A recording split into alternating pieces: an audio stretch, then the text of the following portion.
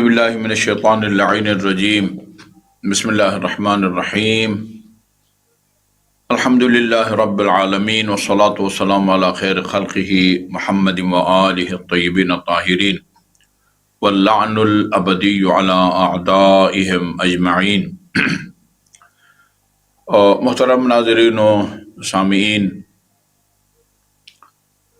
یقیناً آپ تمام خواتین و حضرات متوجہ ہیں، ابھی ہم نے حال ہی میں امام زمان اجل اللہ تعالیٰ فرجہ الشریف کی ولادت باسعادت کی محافل میں شرکت کی۔ آج میں آپ خواتین حضرات کی خدمت میں امام جعفر صادق علیہ السلام کا ایک فرمان پیش کرنے کی سعادت حاصل کروں گا، جو آپ نے غیبت کبریٰ کے زمانے میں امام کے منتظرین کے بارے میں اور ان کی تعریف میں یا ان کی شان اور ان کا مقام بیان فرمایا ہے۔ آپ نے فرمایا کہ جو غیبت کبریٰ کے زمانے میں امام کی معرفت رکھتے ہوئے، اور امام کی معرفت کا مطلب صرف یہ نہیں ہے کہ آپ کو معلوم ہو کہ ان کے والد گرامی کا کیا نام ہے، ان کی والدہ گرامی کا کیا نام ہے۔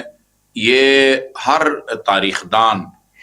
اسلامی تاریخ کا مطالعہ کرنے والا، اس کو پتہ ہوتا ہے کہ مثلا حضرت علی کے والد کا کیا نام تھا، ان کی والدہ کا کیا نام تھا، ان کے دادا کا کیا نام تھا، ان کی دادی کا کیا نام تھا۔ یہ معرفت نہیں کہلاتا، یہ علم کہلاتا ہے۔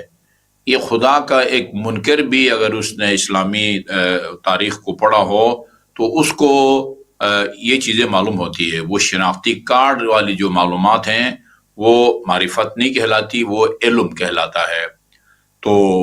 کسی بھی امام کی معرفت، چاہے وہ امیر المومنین علیہ السلام ہو یا امام زمان عجل اللہ تعالی فرجہ الشریف،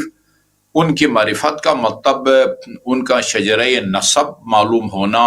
نہیں ہے، بلکہ ان کی معرفت کا مطلب یہ ہے کہ یعنی ان کو خدا کی طرف سے منسوب، معصوم اور حجت سمجھیں، اور اپنا دین ان سے لے کر عمل کرنے کا اپنے آپ کو پابند سمجھیں۔ یہ معرفت ہے۔ اس معنی میں جو علی کی شناخت رکھتا ہو وہ کہہ سکتا ہے کہ میں علی کی معرفت رکھتا ہوں، اور اسی طرح باقی وہ اماموں کے 11 اماموں کے جو آدمی امام زمان کی معرفت رکھتا ہو، اس کو حجت خدا سمجھتا ہو اور بے تابی سے اس کا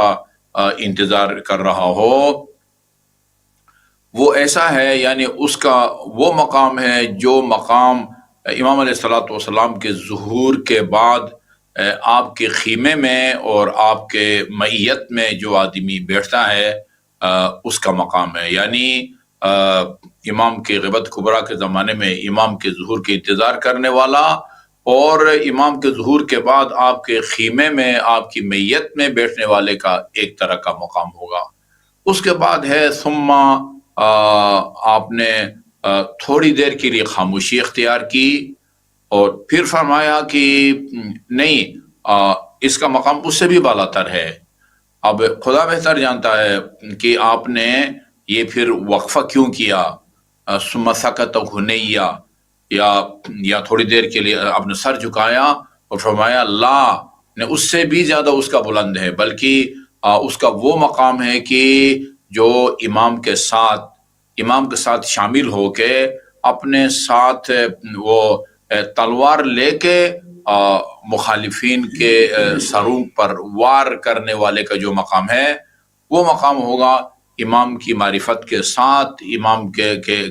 ظہور کے انتظار کرنے والے کا۔ اس کے بعد آپ نے پھر یعنی چند لمحوں کے لیے خاموشی اختیار کی، فرمایا لا بل، اس سے بھی بالا تر ہے، بلکہ امام کی معرفت کے ساتھ ساتھ آپ کے ظہور کا جو منتظر ہے، وہ اس کا وہ مقام ہے جو رسول خدا کے ساتھ کسی جنگ میں جا کے شرکت کریں اور آپ کے رکاب میں وہ جام شہادت نوش کرے۔ اللہ تعالی ہمیں حقیقی منتظرین میں شامل ہونے کی توفیق عطا فرمائے۔